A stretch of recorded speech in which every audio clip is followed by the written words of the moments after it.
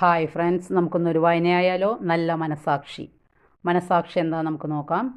നിനക്കൊരു നല്ല മനസാക്ഷി ഉണ്ടെങ്കിൽ കർത്താവ് നിന്നെ കാത്തുകൊള്ളും. മറ്റുള്ളവർ നിന്നെ ശാസിക്കുന്നുണ്ടാകാം. കർത്താവ് നിൻ്റെ കൂടെയുണ്ടെന്ന് ഉറപ്പാക്കുകയാണ് നീ ശ്രദ്ധിക്കേണ്ട കാര്യം. മറ്റുള്ളവർ നിന്നെ ശാസിക്കുന്നുണ്ടാകാം. എളിമയോടെ അതും നിനക്ക് ഉപകാരപ്രദമാണെന്ന് ചിന്തിക്കുക. എളിമയുള്ളവരിലേക്ക് കർത്താവ് തൻ്റെ വിശിഷ്ടവരങ്ങൾ ചൊരിയുന്നു. എളിമയുള്ളവർ അപമാനങ്ങളുടെ മധ്യേ ഒരിക്കലും സമാധാനം നഷ്ടപ്പെടുത്തുകയില്ല. എല്ലാവരെയും എളിയ നിലയിലാണ് നീ എന്ന് ചിന്തിക്കാതെ നിനക്കൊരിക്കലും പുണ്യാഭിവൃദ്ധി ഉണ്ടാകാൻ പോകുന്നില്ല. നിന്റെ ആത്മീയ വളർച്ച അളക്കാനുള്ള മാർഗം നിനക്ക് എത്രമാത്രം അപമാനങ്ങൾ സഹിക്കാൻ കഴിയുന്നു എന്നതാണ്.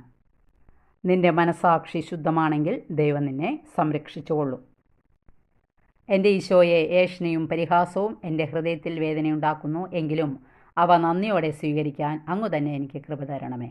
Okay, thank you.